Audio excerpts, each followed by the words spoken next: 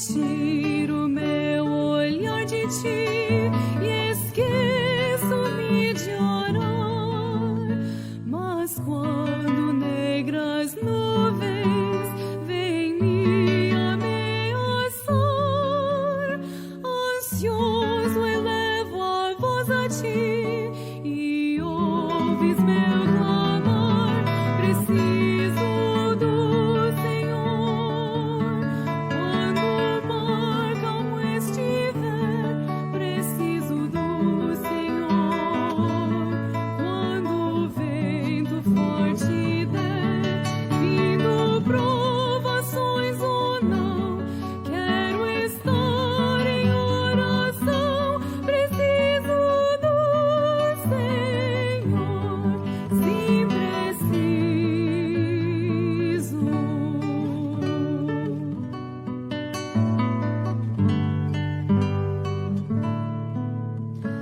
Senhor, eu sou tão fraco, sem minha proteção.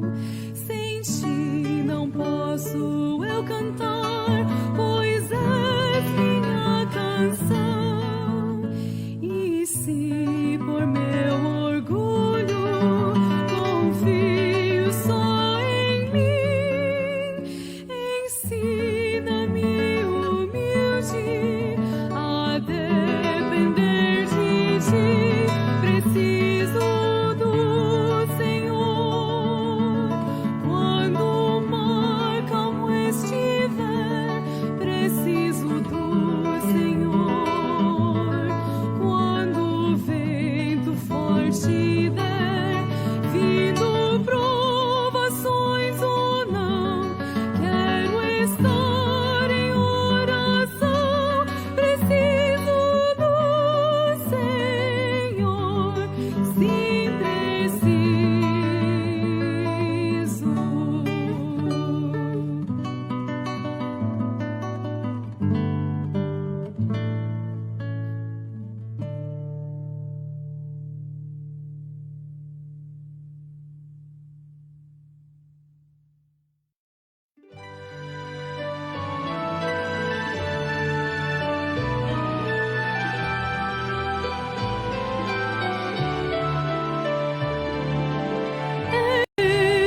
Do céu azul, face a face em sua glória, hei de ver o meu Jesus.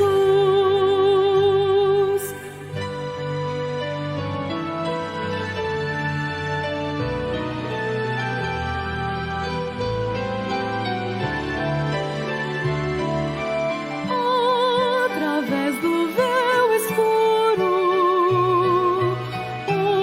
hoje posso lhe mirar, mas virá o dia quando sua glória mostrará face a face, e de vê-lo muito além do céu azul. Face a face em sua glória, hei de ver o meu Jesus.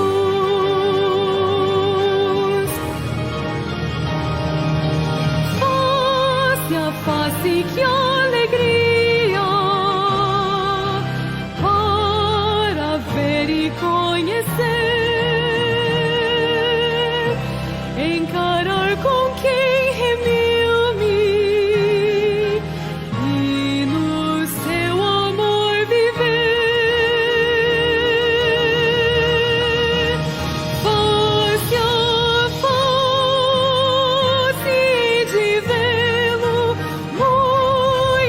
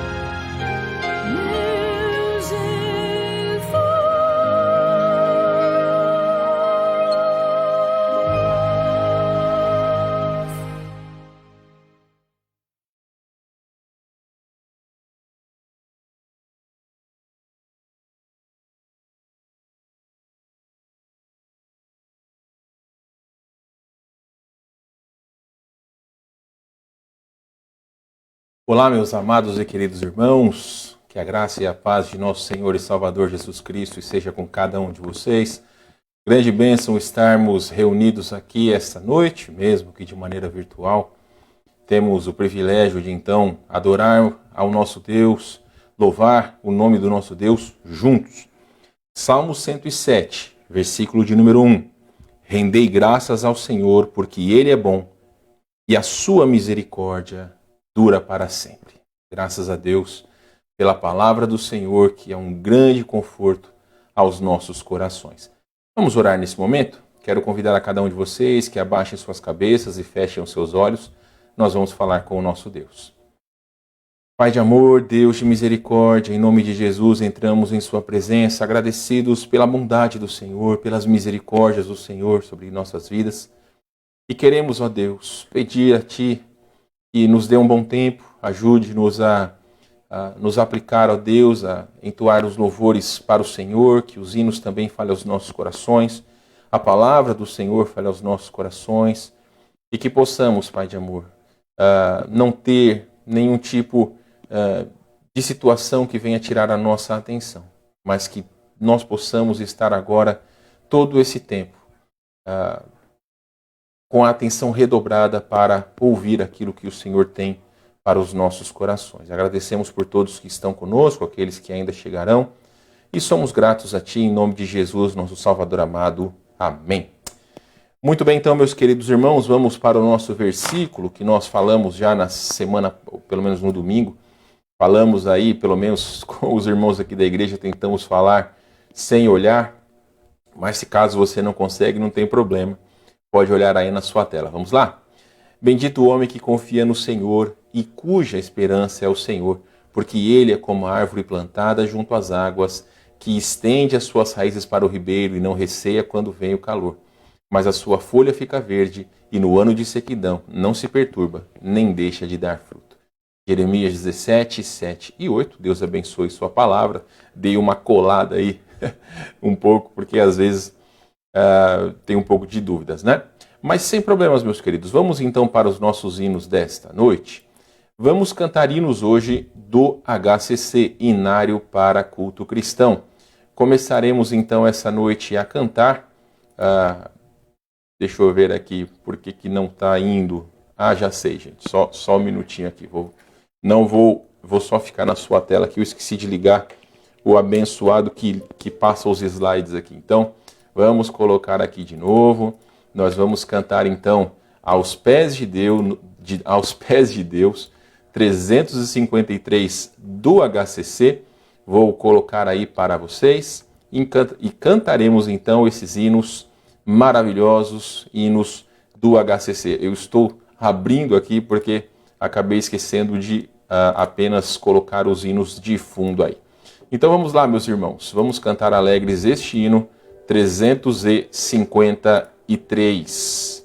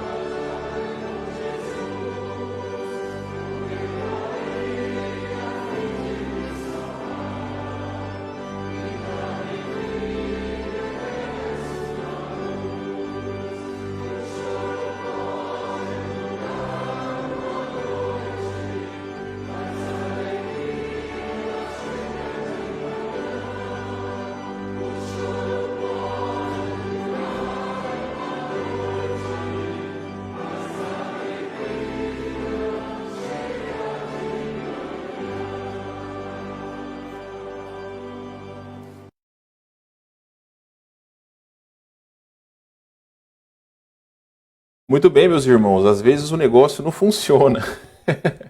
Ou então eu acabo esquecendo de alguma coisa aqui. Mas sem problemas, vamos para o nosso próximo hino, vamos cantar mais uma vez do HCC 291, Graça de Deus, Infinito Amor. 291, Graça de Deus, Infinito Amor.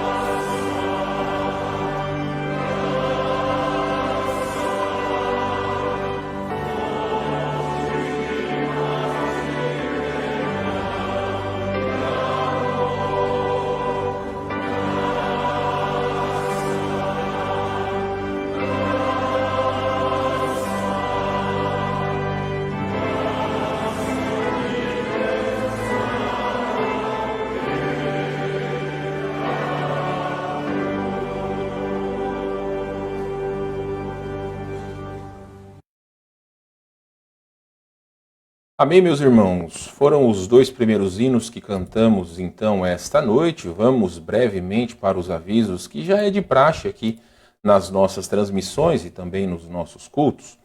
Meus queridos, os cultos presenciais ainda permanecem apenas nos domingos, 9 horas da manhã e também às 18 horas. Só lembrando, meus queridos, que não tivemos no domingo passado, escola dominical por conta das eleições, mas nesse próximo domingo será normal. Pode trazer a sua apostila, o seu livro, que nós faremos normalmente a escola dominical. As transmissões, como também vocês já sabem, elas permanecem, mesmo que nós estamos presencialmente apenas nos domingos, as transmissões elas continuam regulares, como hoje, quarta-feira, também nos domingos pela manhã e no começo da noite ou final da tarde, o culto vespertino às 18 horas, tá bom? São os avisos, então vamos para o último hino desta noite, antes da pregação. Hoje o pastor Daniel é que vai pregar para nós. Vamos cantar 208, Eu Não Posso Fugir do Teu Espírito. 208 do HCC, Eu Não Posso Fugir do Teu Espírito.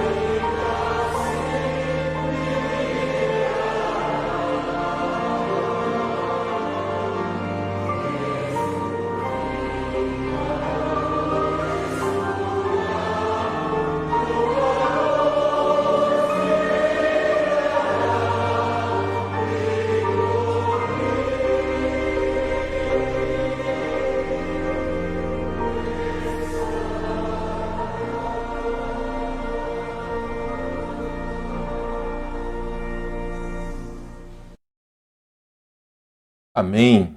Graças a Deus pelos hinos que cantamos. É maravilhoso poder cantar para o nosso Deus, não é mesmo, meus irmãos? Hoje, então, teremos a pregação do pastor Daniel Lima. Depois, eu vou ler os pedidos de oração. Eu creio que consigo, enquanto o pastor Daniel prega, consigo já fazer o mural e apresentar para vocês aí no final do culto, ou no final da transmissão. Mas peço a gentileza, se porventura você não colocou os seus pedidos de oração no grupo da nossa igreja, do WhatsApp, pode colocar nos comentários, que aí então nós vamos orar por eles, tá bom? Então, meus queridos, sem mais delongas, vamos à pregação da palavra de Deus com o pastor Daniel e no final retornamos aqui para falarmos sobre os pedidos de oração.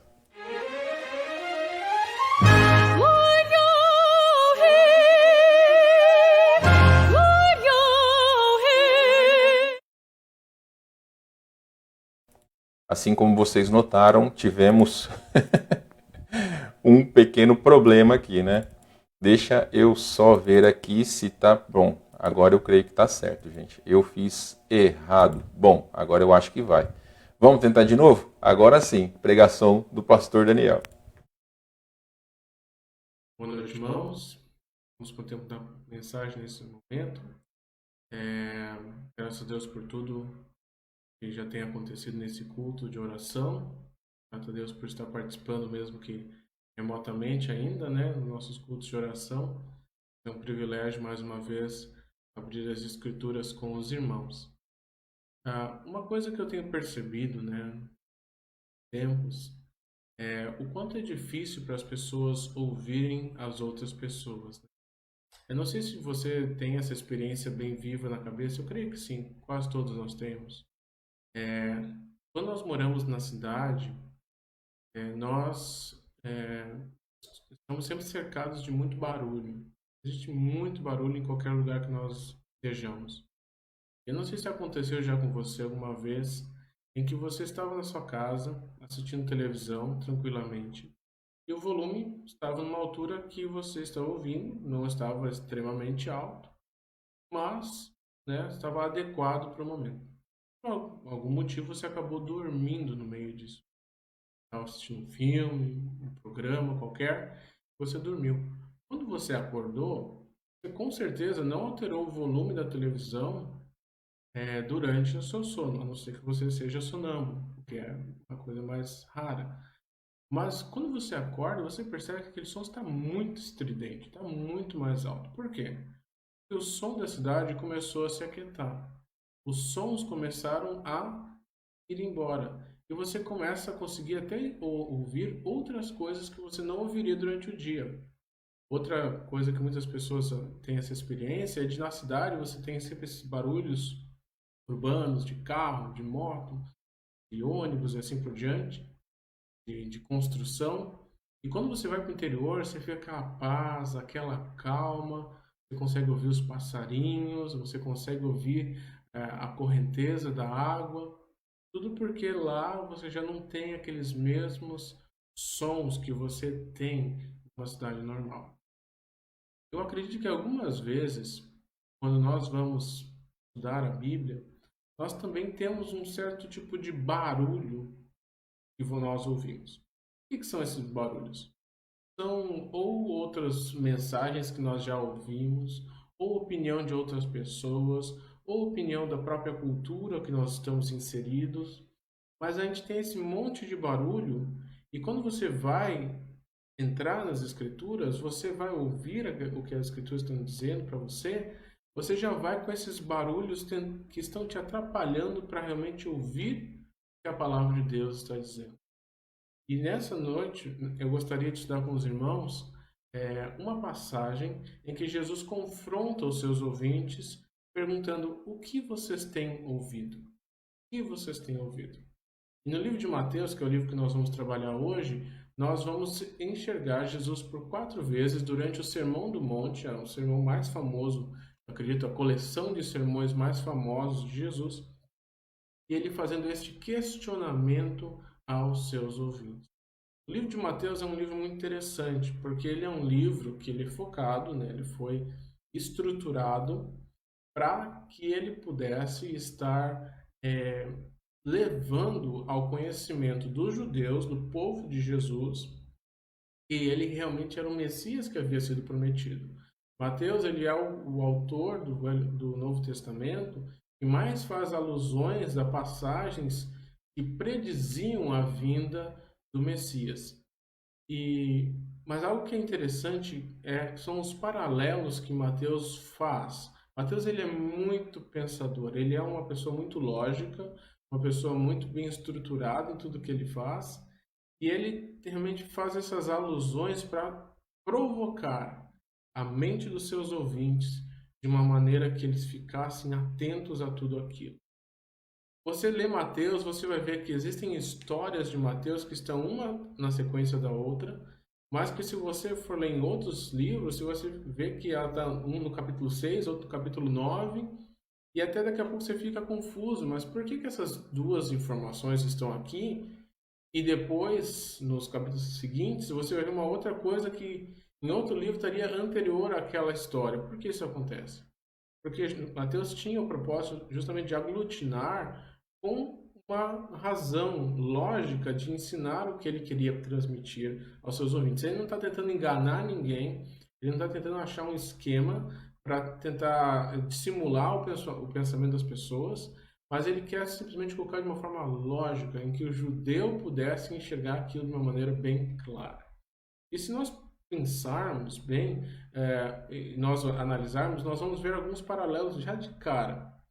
No capítulo 1, nós sabemos que Mateus ele vai apresentar Jesus Cristo, né, através de uma genealogia. São duas genealogias que nós encontramos no Novo Testamento. Existe a genealogia do livro de Mateus e a genealogia do livro de Lucas. A genealogia do livro de Lucas ela é completa, ela vai do início até Jesus. Na verdade, ele começa em Jesus e ele vai descendo geração a geração até chegar a Adão e Adão de Deus, mostrando lá do início como é que tudo surgiu, que o Deus criador do homem agora ele se faz homem como nós. Essa é a beleza da genealogia de Lucas. Mas já a genealogia de Mateus ela é diferente. Ela não começa de Adão e Eva. Ela começa da onde? Mesmo Jesus sendo aquele prometido que iria pisar na cabeça da serpente, Mateus não começa lá no início. Ele começa através dizendo o quê? Genealogia de Jesus, filho de Abraão, filho de Davi. Então ele coloca essas duas colunas bem claras para nós, dizendo, ó, eu preciso que vocês lembrem disso. As promessas feitas a Abraão, as promessas feitas a Davi, nós vamos mostrar claramente que Jesus Cristo ele é o cumprimento dessas promessas. Ele é o cumprimento dessas alianças que Deus fez com o homem. E ele vai estruturar toda a sua genealogia a partir desses dois. Ele começa a genealogia no capítulo 1 em Abraão. Mesmo nós sabendo, por exemplo, que o pai de Abraão era Terá. Nós sabemos disso, mas ele não quer falar sobre isso, não porque ele quer esconder alguma coisa. Não, porque o propósito dele é mostrar o quanto Jesus Cristo é o Deus encarnado, é o Emanuel, prometido lá em Isaías, e como ele vai ser o cumprimento de todas as profecias que haviam sido feitas referente a ele no Antigo Testamento. Então ele começa lá em Abraão, fazendo toda a genealogia, passa por Davi e continua assim falando, mostrando que essas são as duas fontes principais pelas quais nós devemos observar. E a partir daí ele começa a fazer vários paralelos entre o povo de Deus, né, formado ali no início com Abraão, a família embrionária para essa nova aliança, esse novo pacto que Deus fez com o homem, e ele vai começar a fazer paralelos entre Israel e Jesus Cristo. No final do capítulo 1, nós vamos ver o quê? Se o irmão ouviu a mensagem de domingo pela manhã, em que eu falei de Herodes, nós vamos saber que no início da narração do nascimento de Jesus, alguns magos passaram pelo templo e eles, pelo palácio, perdão, e eles anunciaram dizendo onde está o rei dos judeus. Por quê? Eles sabiam que o rei dos judeus havia nascido e o lugar óbvio de se procurar um rei é o palácio. Então eles vão até o palácio e fazem esse questionamento. E Herodes fica todo agitado. Herodes o Grande, o pai, né, o que teve as 10 esposas. E ele fica todo agitado com isso e fala, não, procure diligentemente saber onde está esse tal de rei dos judeus e venham me dizer depois. E aí eles vão, encontram Jesus, a gente sabe a história, e eles fazem o quê? Retornam por outro caminho, porque Deus havia dito para eles não irem voltar para lá, para não anunciar onde Jesus estava. Passou um tempo, Herodes não é tão bobo, ele percebeu que aqueles magos acabaram indo por outro caminho, e ele lembra, mago não é magia e tal, era sábio, né? Aquela pessoa que estudava, era filósofo, uma coisa assim meio... Para nós é difícil achar uma associação perfeita para eles, mas é aquelas pessoas que estudavam as estrelas, estudavam todas as coisas, pessoas cientistas num certo sentido. E eles vão retornam por outro caminho, então Herodes fica extremamente enfurecido e lança um edito dizendo que era para matar todas as crianças a partir da idade de 2 anos para baixo. E nesse momento, Jesus e sua família, né, José e Maria, eles vão para o Egito.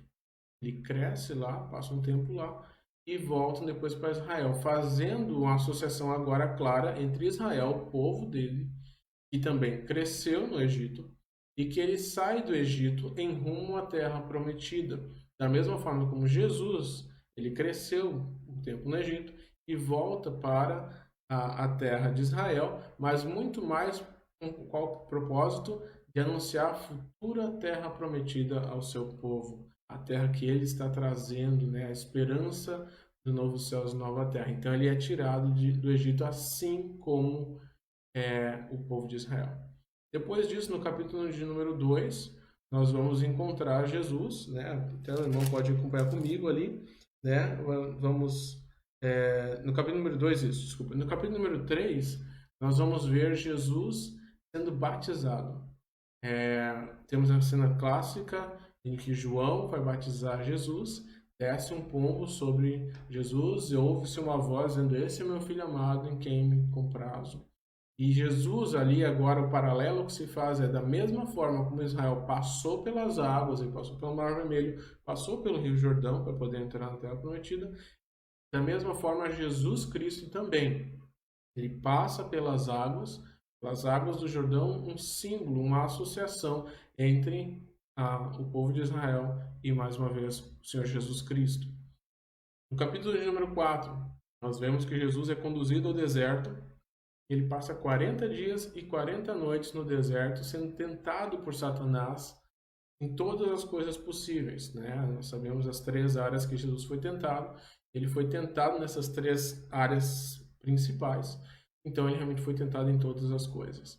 E ele resiste a Satanás esses 40 dias, por mais que ele lhe ofereça coisas que fossem importantes para Jesus naquele momento. Ele estava com fome, ele podia querer ter o reino dele já naquele momento, mas ele não cede. Ele não cede a Satanás suas tentações. Para que ele pudesse ser o sacrifício perfeito, ele não pecou. Da mesma forma, é uma alusão ao que era o tempo que Israel passou no deserto. Eles passaram 40 anos, mas diferente de que Jesus foi tentado, Israel tentava a Deus durante esses 40 anos em que eles passaram no deserto. Mais uma associação. E a última associação que nós temos é o que nós vamos observar hoje, que é o estudo do Sermão do Monte. O estudo do Sermão do Monte é a última associação, porque quando da fundação da nação de Israel, Moisés ele vai ao monte para receber de Deus a lei, e essa lei será aplicada ao povo de Deus. É interessante, nós chamamos de lei, porque são realmente 10 regras, né, que Deus dá ao seu povo, e essas 10 regras são aumentadas durante o Pentateuco, em um número total de 613, né, são 603 mais os 10 mandamentos. E é interessante esse irmão analisar, quando for novamente ler ali aquela parte, pode perceber, vai ter o mandamento número 1. Depois disso, você vai ver Deus aplicando aquele mandamento número 1 com outras quebras, outras aplicações, e logo em seguida o povo falhando. Depois disso, você vai ver o mandamento número 2 sendo exposto com outras ramificações e o povo falhando. Mandamento 3 e o povo falhando. Mandamento 4 e o povo falhando. Isso sucessivamente mostrando o quê? Que não importava quantas leis fossem criadas, o povo sempre iria cair. Não importava se tivesse 15 mil mandamentos, o povo sempre falharia. E essa é a história que nós vamos ver corrente durante todo o Velho Testamento ali, até a chegada dos profetas que começam a apontar muito mais para aquele que seria capaz de cumprir. Já que o povo de Israel falhou, e viria um no futuro que seria capaz de cumprir todas essas coisas, e esse é o Senhor Jesus Cristo. E agora, nesse último paralelo, então, nós temos Jesus subindo também ao monte, e pegando aqueles 10 mandamentos e começando a aplicar aos ouvidos dos que ali estavam. Mas é interessante que essa mensagem do Sermão do Monte, ela é uma mensagem extremamente perturbadora. Vai existir partes que você vai ler e você vai falar, puxa, ótimo, lindo, né? E vão ser prazerosos para nós ouvirmos. Mas, no geral, e especialmente essa parte que eu gostaria de tratar com os irmãos hoje, ela é perturbadora, porque Jesus ele não sabe tratar com superficialidade. Jesus ele não está interessado com o nosso exterior. Ele não está interessado em ver como é que eu estou aqui, agora, exteriormente. Porque isso tudo aqui é montável. Isso tudo aqui é estruturável. Assim, eu posso ser a pessoa mais corrupta, e nós acabamos de passar por um processo eleitoral em que nós sabemos que muitos dos que foram eleitos, ou dos que tentaram ser eleitos, eles eram pessoas que, com certeza, cometeram crimes. Estão associados a coisas erradas, coisas ilícitas, né? Porém, quando eles foram para frente das câmeras, eles mudaram sua personalidade. Pessoas começaram a se vestir diferente, a falar de modo diferente, a ter adereços diferentes. Tudo por quê? Porque eles queriam convencer os seus eleitores de que eles não eram as pessoas que são. E eles tentaram maquiar aquilo que eles realmente eram. E Jesus Cristo não gosta disso. Ele tem ódio para extremo, está completamente longe, desassociado a ele. Jesus Cristo quer que nós sejamos os mais transparentes possível. E isso é perturbador, porque nós, seres humanos, sempre queremos dar desculpas. Nós, seres humanos, sempre queremos colocar uma maquiagem ou colocarmos um cenário ao redor de nós que nos proteja, que nos faça ser menos piores do que nós realmente somos. E Jesus ele vai chegar nas mensagens dele, e ele vai dizer: vocês são. Não há um justo, nenhum sequer. Não existe ninguém que consiga, aos olhos de Deus, ser considerado perfeito. Por mais que nós façamos boas obras, por mais que nós busquemos mudar o estilo de vida, as nossas obras não são nada diante desse Deus Santo. E é isso que ele quer tirar de nós. Esse orgulho, esse pensamento errado, e dessa forma ele vai nos amoldar a forma com que ele quer que nós sejamos. Ser a imagem de Jesus Cristo. E para sermos a imagem de Jesus Cristo, é impossível alcançar isso sem que exista humildade e um sentimento de sinceridade diante de Deus. E muitas vezes a gente até brinca, né?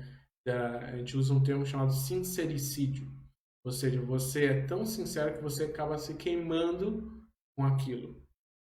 E é exatamente isso que Deus quer de nós. E eu acredito que nós, como igreja, nós sempre precisamos desenvolver e crescer nessa área. Em que nós não devemos aparentar tanto uma coisa, mas sermos verdadeiramente aquilo que nós somos.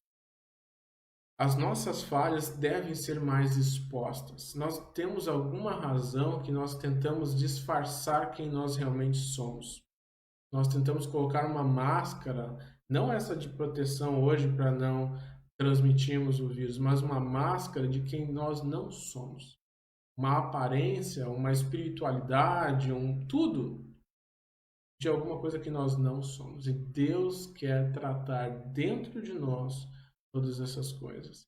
E é interessante que quando Jesus ele aplicou todos esses ensinamentos aos que os ouviam, o sentimento, você pode ir lá no final do capítulo 7, que essas pessoas tiveram ao ouvir tudo isso, é que elas ficaram atemorizadas, chocadas, espantadas com tal ensinamento. Literalmente ali a palavra que está ali significa que saíram de fora de si. Elas ficaram como se tivesse tomado um murro no meio do queixo e caído, né? Se você já assistiu boxe na sua vida, se você já assistiu algum esporte que tenha luta, ou até mesmo um esporte que não é de luta, mas que alguém tomou uma pancada muito forte e essa pessoa desmaia, É exatamente isso que aconteceu.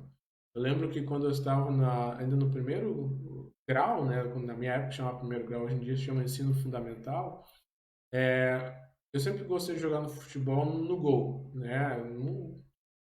Até uma certa época da minha vida eu era muito bom goleiro. Depois eu comecei a ficar mais limitado, eu fiquei com um pouco de medo. Depois da cirurgia que eu tive, de extração da apêndice, aquilo me limitou como jogador de futebol.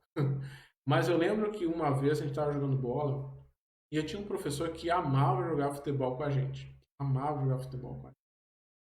E só que ele não tinha, eu acho que o filtro de noção de que eu sou adulto, vocês não são ainda, né? E um dia ele estava jogando futebol e aí houve um pênalti, era futebol de salão, e a bola que eu jogava futebol de salão naquela época era a bola de futebol de salão antiga, era uma bolinha pequenininha, muito dura mesmo, muito dura mesmo. E aí tá pênalti, né? E aí quem vai bater é o professor. Eu tinha todas as desculpas, sei lá, de virar de costas, de qualquer coisa. Talvez era até isso que ele imaginava que eu ia fazer por ele ser maior que eu. Mas eu era meio maluco também na época, né? Dizem que tem dois tipos de goleiro, os ruins e os malucos, né? E aí eu sei que ele chutou e eu encaixei a bola, mas ficou bem bonitinho, sabe? A bola ficou bem ajustadinho na boca do meu estômago. E eu peguei aquela bola, olhei pro meu jogador, rolei a bolinha e pum, capotei, desmaiei. A próxima cena que eu vejo, eu tô deitado no chão com as pernas para cima e o pessoal sacudindo minhas pernas, dizendo, na época todo mundo chamava de Barão, né? Barão, acorda, Barão, acorda. E aí eu acordei, voltei aos meus sentidos normais. E aí tudo ficou bem. Então é mais ou menos isso que aconteceu. Jesus nocauteou todas essas pessoas, foi um nocaute que realmente aconteceu diante dessas pessoas por causa dos ensinamentos que ele deu. Os ensinamentos de Jesus chegaram tão forte, foram tão precisos, que ninguém conseguiu permanecer em pé, fisicamente falando, não, né? Mas ninguém conseguiu permanecer em pé dentro dos seus próprios pensamentos. Todas aquelas barreiras que haviam neles, aquelas máscaras, todas elas caíram porque todos foram afetados de uma forma ou de outra. Eu quero falar justamente sobre isso, sobre o que nós temos ouvido quando nós estamos lendo a palavra. Se nós realmente entendemos o que ela está dizendo e se nós estamos aplicando verdadeiramente ela. Isso aqui é uma ponta do iceberg de algo muito mais profundo. Isso aqui é algo que vai talvez ajudar o irmão a pensar sempre que for ler, a meditar mais. A Bíblia é um livro feito dessa forma. E não é um livro que você chega, recebe uma informação, joia, entendi e segue a vida. Não, você vai ficar processando aquilo durante o seu dia e durante as semanas, e aquilo vai se acumulando com outros conhecimentos, e vai passando os anos e você vai continuar meditando, a fim de que você consiga ter a capacidade de aprender verdadeiramente o que ela está dizendo. Bom? Então, aqui a introdução é grande, mas vamos mais direto ao ponto quando formos tratar dos textos, ok? Então, livro de Mateus, capítulo 5. Os irmãos possam acompanhar comigo. Livro de Mateus, capítulo número 5. E nós vamos começar no versículo de número 17. Mateus, capítulo 5, versículo de número 17. Diz assim: Não penseis que vim revogar a lei ou os profetas. Importante essa frase de Jesus Cristo. Os ensinamentos que ele está trazendo aqui não são para anular aquilo que foi dito antes. Ele não vai fazer isso. Ele vai aplicar de uma maneira muito mais contundente. Ele vai dizer assim, não vim para revogar, mas para cumprir. E mostrar o propósito deles para cada um de vocês. Porque em verdade eu vos digo, até que o céu e a terra passem, nenhum i ou tio jamais passará da lei, até que tudo se cumpra. Aquele, pois, que violar um desses mandamentos, posto que dos menores, e assim ensinar aos homens, será considerado mínimo no reino dos céus. Aquele, porém, que os observar e ensinar, esse será considerado grande no reino dos céus. Porque vos digo que se a vossa justiça não excenderem muito a dos escribas e dos fariseus, jamais entrareis no reino dos céus.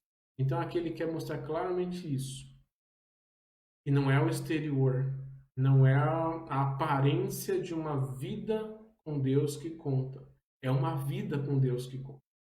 É aqueles, ó, quem vão ser os grandes? Aqueles que estudarem, desculpa, deixa eu pegar aqui exatamente as palavras, aqueles que os observar e ensinar. O que quer dizer isso? Que quem é pastor é que vai ser grande? Não. O irmão ensina muitas coisas aos outros pela sua maneira de viver. Existiram muitos irmãos na minha vida de cristão que me ensinaram muitas coisas e eles jamais subiram no púlpito. Eles jamais estiveram lá, abrir as escrituras e falaram, vamos abrir as escrituras. Eles jamais fizeram isso. Mas a vida deles falava muito a mim. E eu observava aquela vida e aquela vida me ensinava. Então, por eles observarem a palavra, por eles serem homens e mulheres de fé, que realmente viviam aquilo que diziam que criam, eles ensinavam também. Às vezes até numa conversa informal, uma frase que veio assim, né, uma citação de um versículo. Tudo isso ensina. Tudo isso ensina e nos ajuda e deve ser assim. E ele vai falar que se a justiça de vocês está baseada nesses homens, a justiça de vocês é assim, ó, se eu for santo nesse nível, eu estou bem? Não, vocês não estão bem, não. Precisam se avaliar mais. Não é o que vocês veem por fora. Porque o que era o escriba? O que era o fariseu? Era aquela pessoa que tinha aquela roupa linda, branquinha, branquinha, branquinha, com o seu filactério aqui na testa e no braço, com, sabe, parava nas esquinas e orava e jejuava 3 vezes ao dia, que nem na oração, né, que Jesus fala sobre a oração, sobre 2 pessoas subiram ao templo, lembra dessa história, né? Então, não era isso. Não é isso que Jesus está procurando. Jesus está procurando pessoas que são humildes. Aquela história lá que eu trouxe agora, ela é exatamente isso.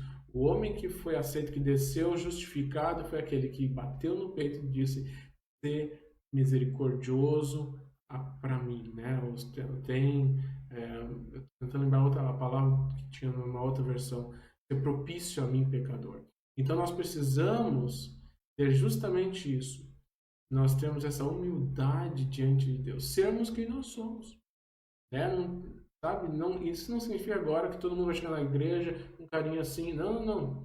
Nós temos que ser quem nós somos, humildes diante de Deus, em sinceridade. Chegar para o irmão e falar: irmão, por favor, você poderia orar por mim em tal sentido, porque eu estou passando por tal dificuldade. Mas que vergonha falar que eu estou enfrentando tal situação. Mas se o irmão acredita que a oração é poderosa para mudar a sua vida, por que você não vai falar isso? Por que você não vai compartilhar a tal situação? E isso não é fofocar, isso, sabe? Claro que se tiver uma situação de relacionamento, vocês têm que resolver.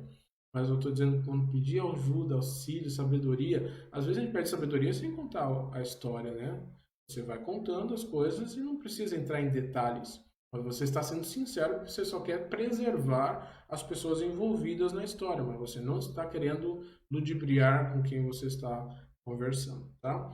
E nós vamos ver aqui então 4 vezes Jesus questionou as pessoas que estavam ali com ele sobre o que é que eles estavam vendo. Aqui nós já vimos antes, né, se o irmão viesse lendo as bem-aventuranças e tudo mais, Jesus vai falar que nós somos o sal e a luz, e aí ele vai começar agora especificamente a tratar sobre essas questões aqui do que nós temos ouvido. Versículo 21 diz assim: ouvistes que foi dito aos antigos, não matarás. Quem matar estará sujeito a julgamento. Eu, porém, vos digo que todo aquele que sem motivo se irá contra seu irmão estará sujeito a julgamento. E qualquer que proferir um insulto a seu irmão estará sujeito a julgamento no tribunal. E quem lhe chamar tolo estará sujeito ao fogo do inferno. Ao fogo do inferno. Então nós vemos aqui claramente o que vocês têm ouvido. Ou, nessa versão, ouvistes que foi dito, né? Então vocês têm uma informação: não matará. Aí você olha e pensa: pô, eu nunca matei ninguém. Nunca peguei uma faca e enfiei no peito de alguém. Nunca peguei uma arma e atirei numa pessoa. Eu nunca enforquei ninguém. Eu nunca fiz nada. Eu sou um santinho. Parabéns para mim. Não. Jesus não quer que seja essa somente a nossa justiça. Jesus vai entrar lá no nosso coração e falar: eu vou especificamente tratar o que significa matar. O que matar realmente quer dizer? Se você no seu coração não tolera tal pessoa, se você no seu coração já eliminou, ou como diz hoje em dia, você já anulou essa pessoa, houve uma anulação, eles chamam, tem um termo agora na internet que eu estou tentando lembrar, fugiu agora da minha cabeça. Mas se você está eliminando essa pessoa na sua cabeça, ou se você odeia, se quer, ela no canto dela, eu no meu canto, e assim por diante, né? Não importa, e eu não estou falando assim, entre cristãos. Pior ainda se somos cristãos. Pior ainda se somos cristãos. Mas agora, eu tenho aversão a X pessoa, a Y pessoa, eu não quero saber dessa pessoa. Se você faz isso no seu coração, você matou essa pessoa. É grave isso. É muito grave. Sabe, nós temos pessoas que nós não temos facilidade de convivência. Né? Existem pessoas que parecem que a única função que o prazer da vida delas é o quê? É nos prejudicar. É fazer mal contra nós. É realmente vir e fazer mal contra nós. Né? Querendo nos destruir, se possível. Né? Se possível, nos destruir. Mas Jesus fala, se vocês são assim, vocês estão matando essa pessoa no seu coração. Vocês estão matando essa pessoa no coração. Então, olha só. E aí ele vai só intensificando esse sentimento, né? Esse sentimento aqui, de que vocês estão matando. E aí depois ele vai até aplicar de uma outra forma aqui, falando sobre oferta. Se você tem uma oferta, você lembra que você tem um problema com o seu irmão, né? Mesma coisa. Você tem que ir lá, acertar com o seu irmão, ficar tudo certo. E aí sim, você pode trazer a sua oferta. Se não, você não deve fazer isso. Você deve permanecer sem ofertar.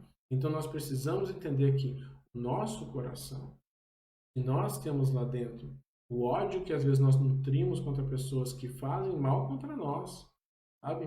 Hoje em dia a gente ainda continua vivendo uma certa calmaria. Né, as coisas têm transcorrido de uma maneira normal, assim, a gente vai na igreja todos os domingos, fecha nossas portas, bem. Agora, existem outros lugares que não estão assim, né, que as pessoas estão sendo forçadas a fazer isso, e quem vai contra isso, sofre.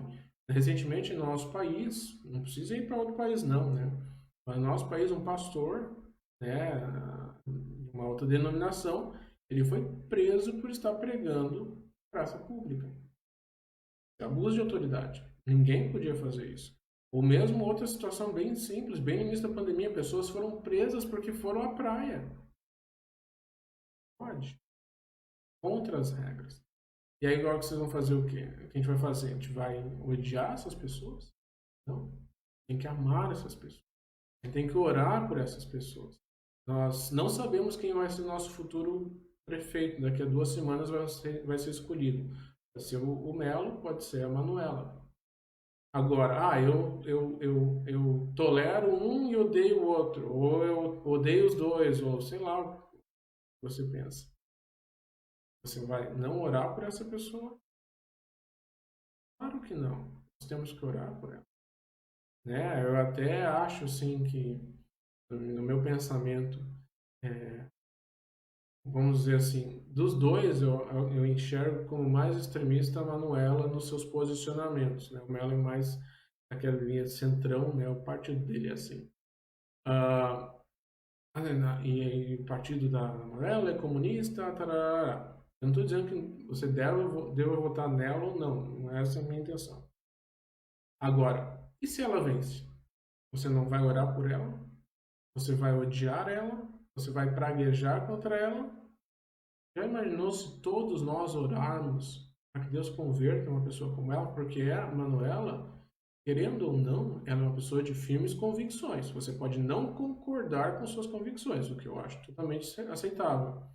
Mas é uma pessoa de firmes convicções. Uma pessoa dessa, de firmes convicções, que se converte, é um Paulo. Uma pessoa de firmes convicções, que queria matar cristãos. Paulo. E o que Paulo foi para o cristianismo? O que Paulo foi para o cristianismo? Então nós não podemos nutrir esse sentimento. Se nossa justiça é não matar, eu não peguei uma arma e não matei, nós não estamos excedendo a justiça dos fariseus e dos escribas. Nós precisamos ir além disso, e é isso que Jesus quer trabalhar. Nosso coração, os nossos sentimentos em função de outra pessoa. Lembrando os 2 primeiros mandamentos, os 2 principais mandamentos: amar a Deus sobre todas as coisas e ao próximo como a nós mesmos. Segunda coisa que Jesus vai apontar sobre como é que nós temos ouvido é sobre nossos relacionamentos afetivos. Ele vai falar assim no versículo 27. Ouvistes que foi dito, não adulterarás. Falando sobre relacionamento homem-mulher, você não deve trair sua mulher, esposa não deve trair seu marido. Não adulterarás. Eu, porém, vos digo que qualquer que olhar para uma mulher com intenção impura no coração, já adulterou com ela. Se teu olho direito te faz tropeçar, arranca-o e lança de ti. Pois te convém que se não perca um dos teus membros e seja todo o teu corpo lançado no inferno. E se tua mão direita te faz tropeçar, corta e lança de ti. Pois te convém que se perca um dos teus membros e não vá todo o teu corpo para o inferno. Então aqui mais uma vez claramente. Eu nunca me deitei com outra mulher. Ou mulher, eu nunca me deitei com outro homem. Quer receber parabéns? A coisa mais óbvia dentro de um relacionamento conjugal. Não deve fazer isso. Você fez uma aliança, você prometeu diante de Deus e das testemunhas que você não faria isso. Não fazer isso é o mínimo, Mas Jesus vai dizer mais especificamente. Se você olhar para uma pessoa já com desejos com essa pessoa, você está traindo a outra pessoa. É interessante que ele aplica isso mais fortemente para os homens. Fala, se você olhar para uma mulher, né? Por que isso? Porque o homem é muito visual. O homem, através dos seus olhos, ele já consegue imaginar, consumir toda uma ideia na sua cabeça. Ele tenta, com seus olhos, muitas vezes, atravessar as roupas da pessoa e enxergar. Hoje em dia, às vezes, nem é tão difícil assim, porque já quase não tem roupa as pessoas. Mas, nós precisamos entender que não funciona. Se o nosso coração é levado a isso, nós já estamos pecando gravemente contra essa pessoa. Gravemente contra essa pessoa. Sabe assim, é muito triste porque o mundo, eu vi recentemente, né, uma pessoa no Instagram falando, né, sobre, mas a pessoa que eu estou falando não é da igreja não, né, de nenhuma igreja. Ele simplesmente é uma pessoa, né, ele é eu acabo seguindo ele porque ele fala de futebol, mas um dia ele estava falando sobre assuntos gerais. E a pergunta que foi feita a ele foi justamente essa. Tem problema olhar? E ele falou, não, olhar não tira pedaço. Esse é o pensamento do mundo. Talvez existam pessoas dentro da igreja que pensem assim, olhar não tira pedaço. Não tira pedaço, mas diante de Deus você está traindo outra pessoa. Mas eu sou solteiro ou sou solteira, então não estou traindo ninguém. Você está traindo sim. Porque seu relacionamento primordial, elementar, básico é com Deus. E se você está descumprindo uma ordem que Deus deu, você está traindo sim ao seu Deus, o que eu entendo ser muito pior. Quando você tem um cônjuge, você está traindo no nível mais elementar o seu cônjuge, no nível superior o seu Deus também. Então, nós não podemos permitir que o coração seja afetado por isso, porque é impressionante, irmãos. Eu fui adolescente, eu tive muitos problemas, né, com essa questão de pornografia. Uma das batalhas que eu constantemente vivo na minha vida, hoje, pela graça de Deus, já muito mais controlado. Muito mais controlado não. Eu nem lembro a última vez que eu tive um problema grave assim. Mas é só baixar a guarda. É só você deixar isso acontecer. Volta. Então, assim, quando você está navegando na internet, quando você qualquer coisa, você tem que estar sempre atento ao que você está vendo. Sempre atento.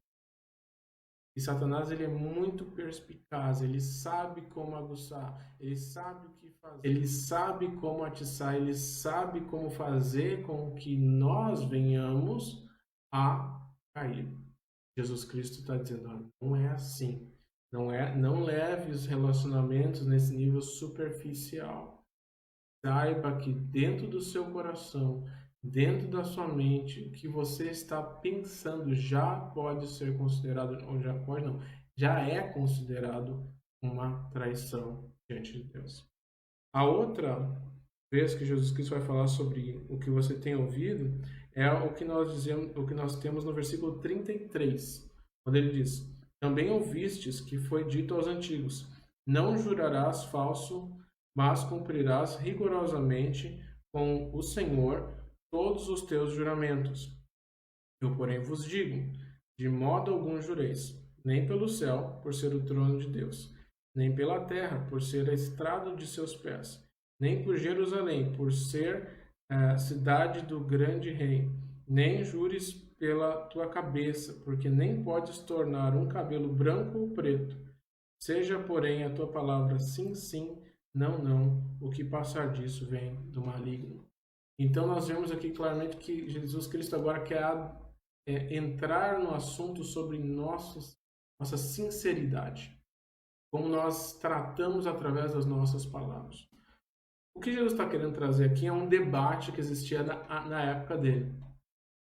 Porque o que acontecia? Quando tinha os votos, né?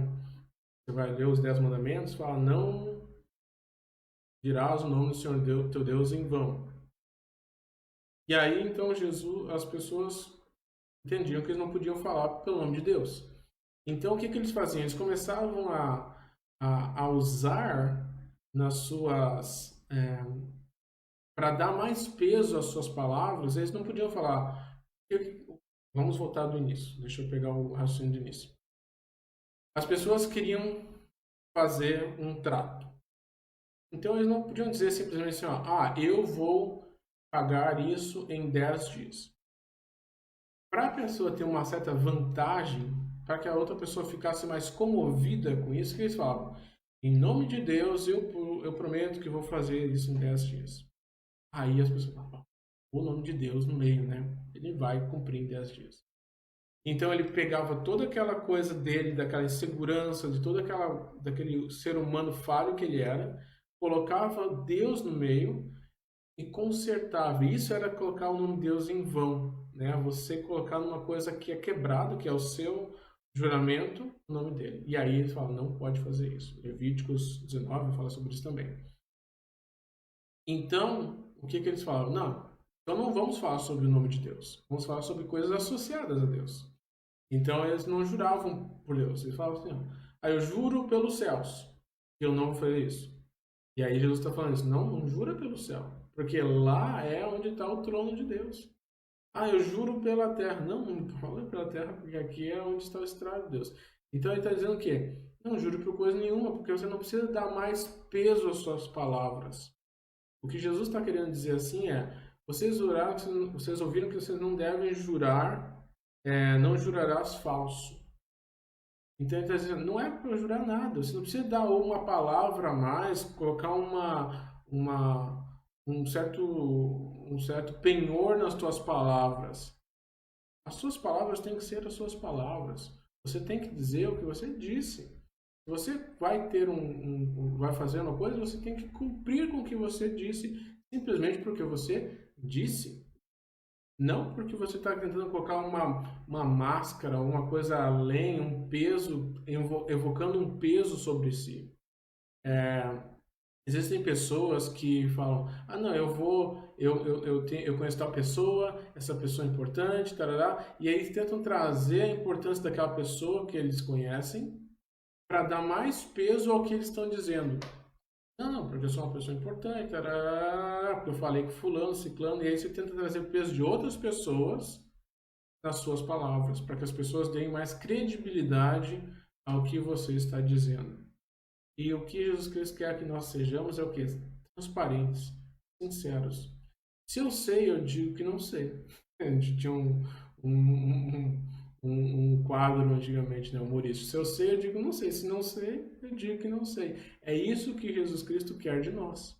Nós sejamos sinceros. E nós falemos a verdade um com o seu próximo, né? A Bíblia nos ensina isso. Deixando a mentira, falar a verdade cada um com o seu próximo. E é isso que é o padrão do Novo Testamento. Esse é o padrão da nova aliança que nós participamos. Uma aliança de sinceridade. Não de tentar fazer, não, é porque eu sou formado em seminário X, Y, Z, tenho cursos A, B, C, D, E, F, G, sabe? E não importa de nada isso, né? Não importa de nada. Eu conheci um senhor muitos anos atrás que falava, não, porque eu fui diácono na igreja X, Y, Z, H, e aí, como se aquilo desse peso para quem ele era. Isso não importa. O que importa é quem você é, o que você faz, né? Não importa se eu sou formado em administração, se eu sou formado em, sabe, no Seminário Batista Fundamental, não faz nenhuma diferença, né? Eu sou formado nesse seminário, você é no outro seminário, então você é menos importante, sua formação é pior que a minha, sabe? Não faz nenhuma diferença. Não faz nenhuma diferença. Eu até, quando estava no seminário, eu dizia, né, não como seminarista, mas como professor nos últimos anos, eu falava, é muito melhor você estudar, tirar um 7, mas você estudou, do que você memorizar o que eu falo, né? Porque esse era o meu mal. Eu sempre fui um aluno muito bom de memorizar as coisas importantes. Isso não significava que eu entendia as coisas. Mas eu tinha essa facilidade de pegar os maneirismos dos professores. Então, quando eu ouvia uma coisa, já na hora eu falava, isso aqui vai estar na prova. Eu já marcava. Exatamente isso aqui, eu preciso saber essas palavras. E eu memorizava. E assim, eu tenho uma memória a curto prazo muito boa, a longo prazo horrível. A não ser que seja com números. Números eu sou legal. Mas a curto prazo, assim, minha memória é ótima. Então, se eu pego, sabe aqueles alunos que pegam meia hora antes, leem tudo e tiram 10 na prova, adiante de um. Mas depois da prova, era como se eu não tivesse nunca lido sobre aquele assunto. Então, eu incentivar os alunos, é melhor você meditar, você pensar, você tirar suas próprias convicções, né? Não de criar sua própria Bíblia, mas você ter certeza do que você leu, do que você estudou, do que você conversou com seus professores, do que você leu nos comentários, e você fala, não, é isso mesmo que a Bíblia diz. A Bíblia disse isso, eu li as pessoas que comentaram também falaram que eu tinha lido, então eu tenho convicção disso. Joia. É muito melhor, e aí você chega na prova e tira um 7, e uma pessoa que tira um 10 porque aprendeu todos os meus maneirismos, sabe exatamente onde é que eu ia pisar e, né, não aprendeu muitas coisas, né. É muito melhor isso, muito melhor que você tenha um conhecimento menor, mas bem solidificado, do que um conhecimento muito grande e pouco solidificado. Então, nas nossas palavras, no nosso conversar, tem que ser sincero, não tem que tentar impressionar ninguém, não tem que tentar evocar o poder de outras pessoas sobre você. Você simplesmente tem que ser quem você é. Dependente, humilde e sincero diante de Deus e diante dos homens. Então, o que vocês têm ouvido? Que vocês têm que jurar? Não é para jurar nada. Você simplesmente tem que dizer a verdade. Não é, não jura falso. Já que jurou, né? Não, posso jurar, mas tem que cumprir. Não é isso. É não jures. Ou seja, sincero. Sim, sim. Não, não. O que passa disso é do maligno. E a última coisa que Jesus Cristo vai apontar aqui sobre o que nós devemos ouvir é o que diz no versículo 30... Desculpa. No versículo 43. 43 que diz: Ouvistes que foi dito: Amarás o teu próximo e odiarás o teu inimigo. Eu, porém, vos digo: amai os vossos inimigos e orai pelos que vos perseguem, para que vos torneis filhos do vosso Pai Celeste, porque ele faz nascer o sol sobre maus e bons e vir chuva sobre justos e injustos. Porque se amardes os que vos amam, que recompensa tendes? Não fazem os publicanos também o mesmo? Se saudardes somente os vossos irmãos, que mais fazeis? Não fazem os gentios também o mesmo? Portanto, sede perfeitos, como perfeito é vosso Pai celeste. Então, a última coisa que Jesus Cristo está apontando aqui é o amor. Eu já pensei mais ou menos lá no início sobre esse assunto, mas é muito, muito importante nós entendermos o amor sincero, verdadeiro, que Paulo vai indicar que se nós fazemos qualquer coisa, se nós entregamos nosso corpo a ser queimado, qualquer coisa, se não há amor, nós não somos nada. Nada vale isso. Nós falamos a língua dos anjos, nada vale se nós não temos amor. Então, esse é um grande mandamento que nós temos. A Bíblia bate várias e várias vezes nesse assunto e fala, inclusive, que o amor perfeito lança fora todo medo. Primeira carta de João, capítulo 4. Então, nós precisamos amar a todos. E amar é completamente desassociado de aceitar qualquer coisa. Amar é falar coisas que as pessoas não gostam. Amar é apontar claramente quando uma pessoa está fazendo errado e dizer, você está fazendo errado. Mas não é também chegar e meter o pé nos peitos das pessoas. É mostrar em amor que elas estão fazendo errado. E ele está dizendo bem claramente aqui que as pessoas diziam, não, você só tem que amar o seu próximo. O que era o seu próximo? Era aquelas pessoas da sua convivência, né? Eram as pessoas da mesma nata que você convivia. As pessoas que eram fora disso você não precisava amar, você não tinha essa responsabilidade de amar. Mas ele está aqui mostrando e apontando até para coisas como, por exemplo, o profeta Jonas, que não quis ir a Nínive, por quê? Porque ele não amava eles. Não amava esse povo. Por quê? Porque eles eram pessoas más. Mas olha o que aconteceu quando a palavra de Deus chegou aos ouvidos de tal pessoa. Então, se uma pessoa faz mal, se uma pessoa te odeia, você deve continuar falando para ela a verdade. A verdade sempre. O amor e o amor sempre com a verdade. Então, nós precisamos ser pessoas que amam, independente dos resultados que nós temos ao contrário das pessoas. Nós temos que amar a todos, temos relacionamento com todos, nós não podemos virar as costas para ninguém, porque são pessoas criadas à imagem do Deus Criador. Uma pessoa que está na rua, jogada na sarjeta, ela é uma pessoa que foi criada à imagem de Deus. Não é a pessoa somente que vai na nossa igreja que é criada à imagem de Deus. Todas as pessoas foram criadas à imagem de Deus. Nós precisamos amar a todos, levar a palavra a todos, mais rico ao mais pobre, amar de igual forma. Isso é fácil? Isso é tranquilo? Claro que não. E é isso que eu estou falando desde o início. Essa mensagem de Jesus é perturbadora. Ela tira o nosso chão. Ela faz com que a gente fique, eu não consigo fazer isso. É isso que ele quer.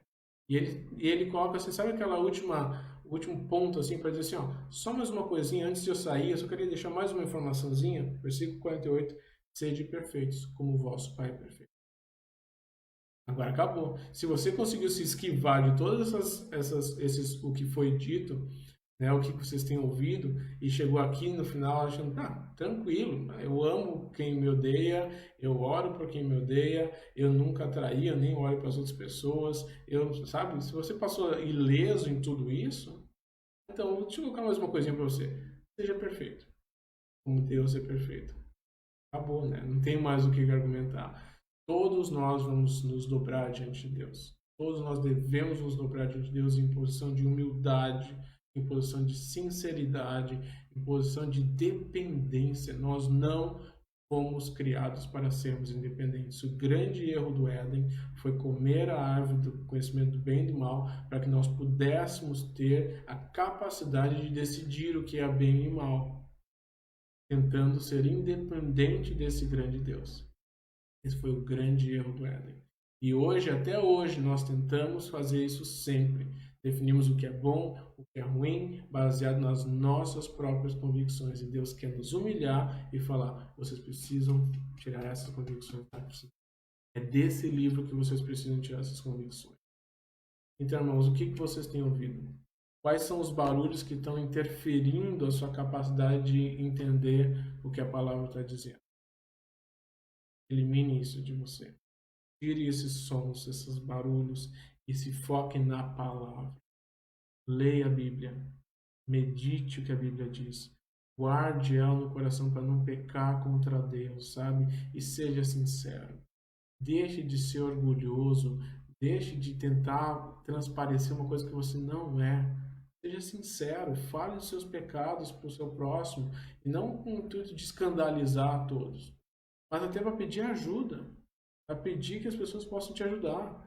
Se as pessoas vão falar mal de você, se vão fofocar de você, aí é com Deus. Mas você tente procurar pessoas espirituais, verdadeiras, que realmente têm interesse em te ajudar. Sabe? Seja sincero. Se você tem qualquer tipo de relacionamento quebrado, com um colega de serviço, com um colega de escola, com um familiar, qualquer relacionamento que está sempre se bicando, sabe? Não avança, fale. Fale. E se alguém chegar para você e falar, ó, precisamos mudar isso, aceite. Procure ouvir. Procure ouvir. É muito difícil as pessoas terem a capacidade de ouvir hoje em dia. As pessoas estão escutando para retrucar e não ouvindo. Elas somente escutam aquilo, já começam a separar já as informações para dizer, não, mas isso, e começam a colocar um monte de barreiras. Não. Quando alguém for falar contigo, escute essa pessoa com atenção, querendo pegar o coração dessa pessoa mesmo e poder corrigir. Se a pessoa tentar te dissuadir com as palavras, você vai ser capaz de ouvir isso.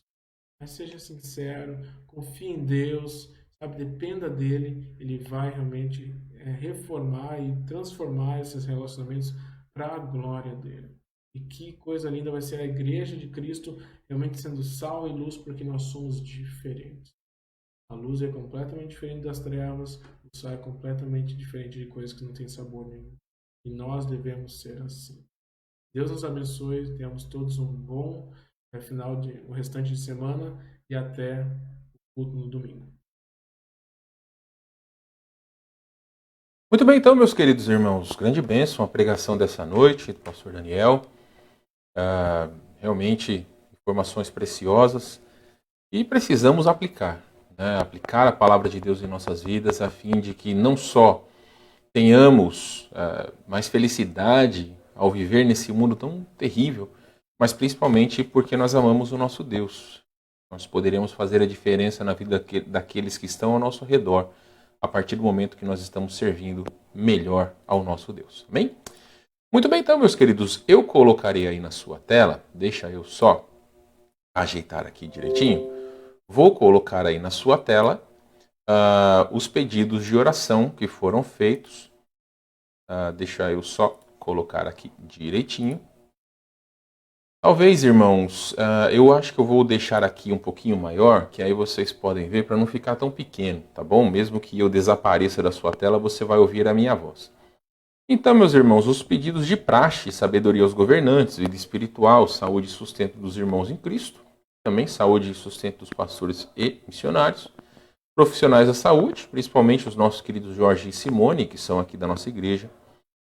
Pedido sempre do pastor Daniel pela saúde da irmã Luciana, pelos resultados dos exames. O irmão Ayrton pede oração pela sua família e também pelos nossos irmãos, ou pelos irmãos da igreja. Também Dona Silvia agradece a Deus que ela conseguiu deixar a sua colonoscopia na Santa Casa. E ela deve esperar então os médicos olharem e chamarem ela para consulta de acompanhamento. Ela continua pedindo pelo tratamento da Lu e o cuidado de Deus por sua família e cada família da igreja. A Juliana pede oração para saber desviar dos ataques do maligno. Eu vou arrumar ali, tá? Dos atacados, mas deve ser ataques, tá? Eu vou arrumar ali esta parte. Dona Eida pede oração por sua família. A Fernanda agradece que a sua mãe está melhor de saúde. Ela explica que a pressão está um pouco alta, mas está tomando remédio. E pede que a sua mãe consiga alugar outra casa. Continua pedindo pela saúde da Dani, esposa do irmão Vinícius, lá de São Cepé. Pelos seus exames e da Fran, que serão realizados. Ela explica que está com tendinite no braço e tem uma consulta na sexta-feira. Emanuel pede pela sua família e da sua família, pela sua saúde e da sua família. A sua irmã Vitória estava com Covid-19, mas agora está melhor. E o Henrique, pai dele, está com os sintomas e vão fazer o exame. Até ele explica ali no grupo da igreja. Eu deixei um pouquinho menor o pedido. No grupo da igreja tem um pouco melhor explicado, tá bom? Ele pede também por harmonia familiar, salvação dos seus familiares, proteção dos irmãos em Cristo, que todos venhamos ser sedentos e famintos por buscar mais a Deus. A dona Marta pede por sabedoria na tomada de decisões, dela e do Getúlio, salvação para todos os seus familiares. A Jace pede oração por harmonia familiar, salvação dos seus filhos Serginho e a Lara, e também pelo seu marido Sérgio. Sabedoria nos estudos e não ser ansiosa, pois Deus sabe de todas as coisas, e pede também saúde para todos nós. A segunda parte, irmãos, a dona Angelita pede oração pela saúde do irmão Paulo, por sabedoria, salvação dos familiares e livramento da fibromialgia e dores articulares. Dona Gessi pede pela salvação dos seus filhos Jorge e Rodrigo, salvação deles, da sua neta Luísa e dos irmãos da igreja. Também sabedoria nas decisões, por proteção e sustento, equilíbrio emocional e financeiro e também harmonia familiar. A irmã Tamara, lá de Júlio de Castilhos, ela agradece a todos os irmãos pelas orações pela sua irmã Tatiana. E ela está cada dia melhor depois da cirurgia. E ela pede que continuemos orando pela recuperação. A própria Tatiana, lá de Júlio de Castilhos, agradece a todos pelas orações. Ela está se recuperando em casa da cirurgia na vesícula. Irmã Rosângela, mãe da Tamara e da Tatiana, pede oração, pois está subindo muitos casos de Covid. E o irmão Júlio pede oração por proteção e bênção para a viagem dele e de sua família para o Rio de Janeiro, prevista para a semana que vem, e também para uma nova função a ser exercida no trabalho e da mesma forma pela purificação dos pensamentos e sentimentos diários. E finalmente a dona Eliane pede oração pela sua família, pelos seus filhos, tratamento do Cabral, seu esposo, e construção da nossa igreja, ou da igreja deles, em São Cepé. Então, meus queridos irmãos, são os pedidos. Se porventura vocês colocarem mais alguns ali, eu posso ver e anotar. Mas são os pedidos que foram colocados aqui no Facebook e também no grupo de WhatsApp da igreja. Orem também pela nossa querida irmã Irene, que nesta segunda-feira completou 97 anos. Graças a Deus por ela, está bem. Conversamos com ela e alguns irmãos aí por uma chamada de vídeo no WhatsApp, foi muito bacana. Então, não esqueçam de orar pelas nossas senhoras, nossas idosas, tanto a irmã Irene quanto a nossa querida irmã Lívia. Meus irmãos, muito obrigado por sua audiência, grande privilégio estarmos reunidos aqui, mas confesso que já estou desacostumado a ficar pela internet. Eu gosto mesmo de estar com vocês ali na igreja. Então, se Deus quiser, quando todas essas coisas passarem aí, a gente volta com todas as programações, com certeza. Então, que Deus possa abençoar a sua semana, que seja realmente um tempo, que tenha sido um tempo abençoado para você, que Deus tenha falado ao seu coração e apliquemos as nossas vidas a servir ao nosso Senhor e cumprirmos com tudo aquilo que vimos na palavra do Senhor esta noite. Deus abençoe você e sua família. Um grande abraço. Nos vemos então no domingo. Não esqueçam, hein? Os irmãos aqui da igreja, sexta e sábado, ou se quiser também já avisar se estará nos cultos, olha, beleza, vai ser uma grande bênção, tá bom? Grande abraço para todos, Deus abençoe. Vamos colocar um hino, já um hino de Natal, estamos chegando perto do Natal, e nos vemos então no próximo culto.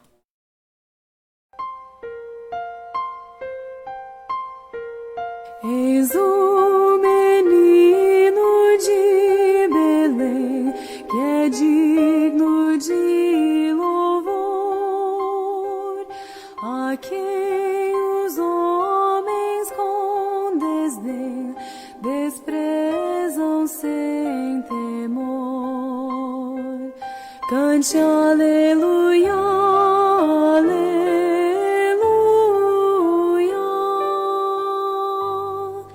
Eis o menino de Belém, é Cristo Salvador.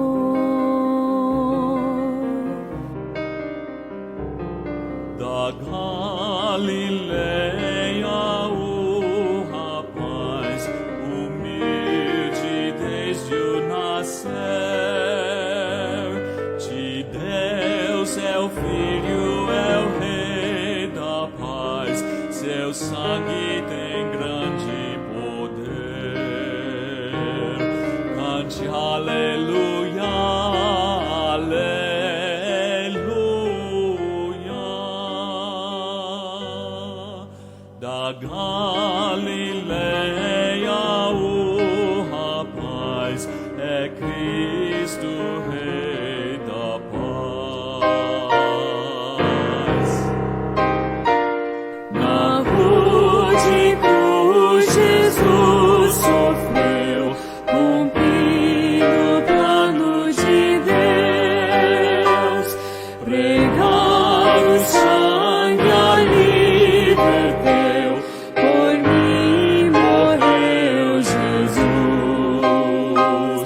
cante aleluia, aleluia.